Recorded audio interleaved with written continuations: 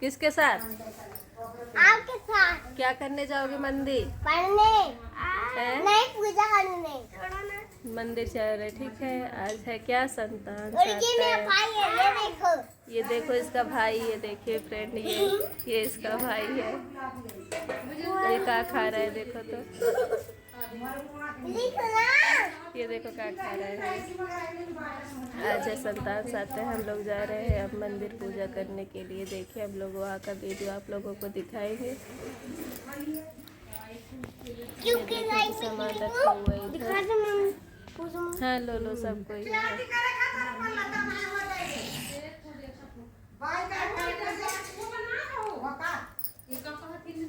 अभी पूजा की तैयारी हो रही है।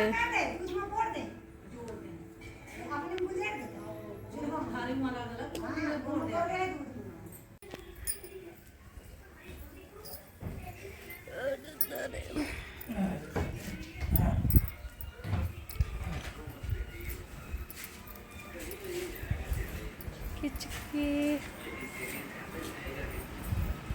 अच्छा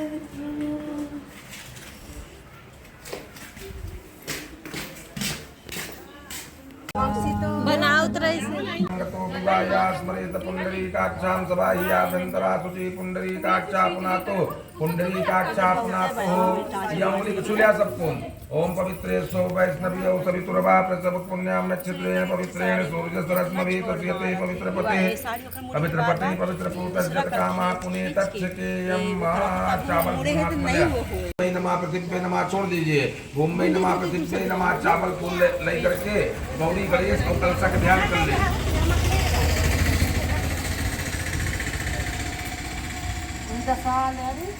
पानी आओ थे। हाँ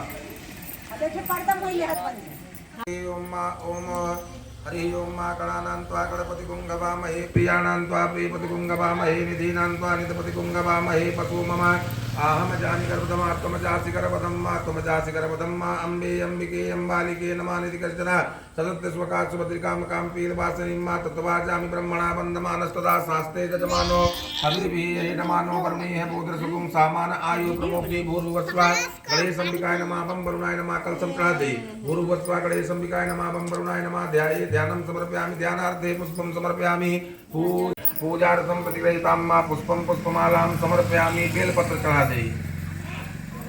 ओम नमो बिलमिने च कवि नमो बिलमिने च कवितिने च नमो परमिने च परुतिने च नमासुताय श्रुतेनाय नमो बिन्दव्याय जनन्याय च। हाँ ठीक नमासुताय श्रुतेनाय च नमो बिन्दव्याय जनन्याय च तदिलं त्रिगुणाकारं त्रिनेत्रं चातिधायुतं जन्मपाप संगारं बिलपत्रं समर्पणं बिलपत्रं समर्पयामि सर्वे आवाहित देवताभ्यो नमः। दूबी लेटरा वाला दूबी ने चढ़ाया है, आगे आगे भाग चढ़ा दिया, इसे जड़ हो इतना चढ़ाया है। ओम कांडात कांडात रोहन्ति परुगा परुगस्परि एवानो दूरवे प्रतनो शास्त्रेण सतेन चादुर्वां कुरान समर्पयामि गणेशम्बिकाय नमः बं वरुणाय नमः सर्वे आवाहित देवताभ्यो नमः दुर्वां कुरान समर्पयामि सर्वेभ्यो देवेभ्यो नमः सर्वेभ्यो तीर्थेभ्यो नमः। अगरबत्ती धूप बत्ती जगह पास जला के धूप दिखाई भगवान का। वहीं तरफ पड़ जाए, इधर गीला है, कपड़ा गीला है ना, चबूतरा याद है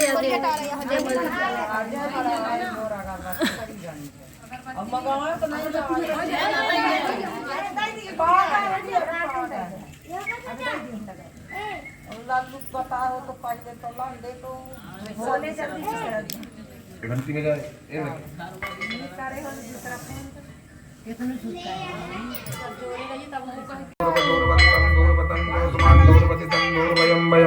महादेवानामसे वैनतगुं सर्वितमं पवितमं दुष्टतमं देवहूतमं मा वनस्पतिरसोद्भूतो गन्धाटयो गन्धोत्तमा आग्रेय सर्वदेवानां धूपोऽयं प्रतिगृहीतां मा लगा देवाय धूपोऽयं प्रतिगृहीतां मा धूपों मा कराप्यामि।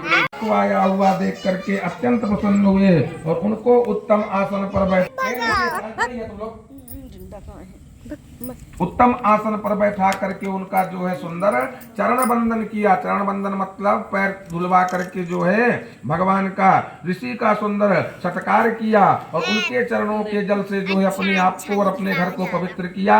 इस प्रकार प्रसन्न होकर के लोमस ऋषि महाराज जो है कि देवकी और ना ले माइक ले माइक तो कहते हैं कथा श्रवण कराते हैं कि हे देवकी, दुष्ट दुराचारी कंस ने तुम्हारे कई पुत्र को मार डाले हैं, जिसके कारण तुम्हारा मन अत्यंत दुखी है।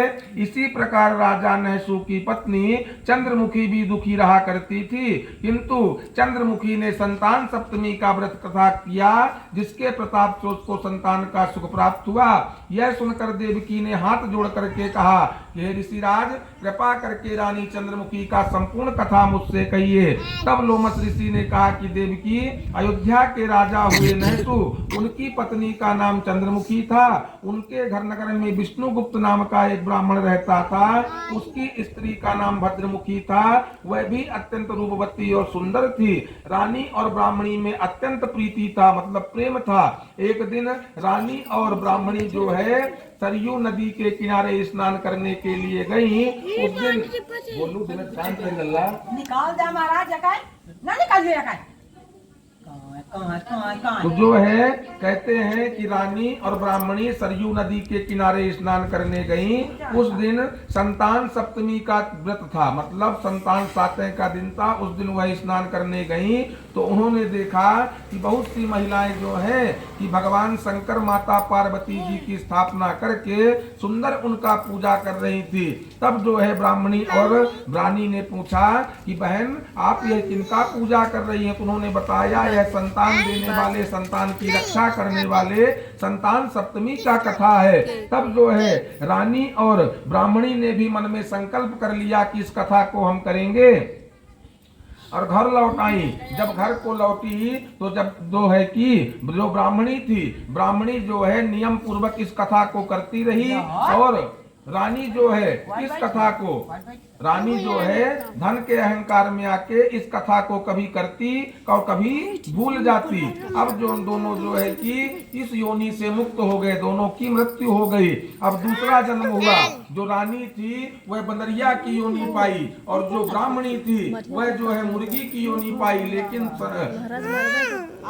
लेकिन दुर्भाग्य यह था कि रानी बंदरिया की योनि पा करके भी भगवान का ध्यान नहीं करती और ब्राह्मणी जो थी मुर्गी की योनि को पा करके, मुर्गी की योनि पा करके वह भगवान का उत्तम ध्यान करती थी। इस प्रकार उत्तम ध्यान करती थी। इस प्रकार धीरे धीरे समय बीतता गया। अब पुनः उन दोनों की मृत्यु हो जाती है। तीसरा योनि वह जो है कि पुनः मनुष्य योनि पाते हैं। तो रानी जो थी एक राजा के यहाँ राजकन्या के रूप में जन्म लिया और ब्राह्मणी एक ब्राह्मण के यहाँ जन्म ली। अब दोनों का विवाह हो गया और दोनों की प्रीति इस जन्म में भी थी। तो एक दिन क्या हुआ, कहते हैं जो ब्राह्मणी थी, ब्राह्मणी ने संतान सप्तमी का व्रत किया। ब्राह्मणी के यहाँ 8 पुत्र पैदा हुए, सुंदर हष्ट पुष्ट पुत्र पैदा हुए। लेकिन जो रानी थी, रानी के यहाँ कोई पुत्र पैदा नहीं हुआ। और जब रानी बुढ़ापे को प्राप्त होने लगी तब उसको एक पुत्र पैदा हुआ। वो भी में कैसा पुत्र, गूंगा, बहरा और अल्प आयु, कम आयु वाला पुत्र पैदा हुआ। जैसे ही पुत्र वह 9 वर्ष का हुआ, इस संसार को छोड़ करके पुत्र जो है भगवान के लोक को धाम को सिधार गया। रानी बहुत दुखी रहने लगी। तो ब्राह्मणी ने सोचा कि मेरी सहेली है, मेरी सखी है, क्यों ना उसके पास जा करके मिलाऊं। तो रानी ने अपने 8 पुत्र को ले जा करके, ब्राह्मणी ने अपने 8 पुत्र को लेकर के रानी के घर पहुंची। तो रानी के घर पहुंचकर उसको खूब समझाया कि बहन, जो प्रारब्ध में होता है, जो हमारे कर्म में लिखा हुआ है ना, उसको कोई मिटा नहीं सकता। इस प्रकार समझाया और सोची कि इसका पुत्र भी खत्म हुआ है तो मैं अपने पुत्र को इसके घर में छोड़ जाऊं। ऐसा कहकर के ब्राह्मणी वहां से चली गई। रानी के मन में जो है पाप उत्पन्न हुआ, पाप पैदा हुआ। तो रानी ने क्या किया, उन 8 पुत्रों को लड्डू में जहर मिला करके खाने के लिए दे दिया। लेकिन संतान सप्तमी के व्रत की महिमा इतनी निराली है कि उन बालकों को बाल बांका न हुआ, इनका सिर तक दर्द न किया। रानी को बहुत आश्चर्यचकित हुआ। जब ब्राह्मणी आई तो रानी ने पूछा कि सखी, मैंने तेरे पुत्र को लड्डू में जहर मिला करके दिया, लेकिन तुमने ऐसा कौन सा पुण्य किया है, ऐसा कौन सा तप किया है कि तेरे पुत्र का बाल बांका भी ना हो सका।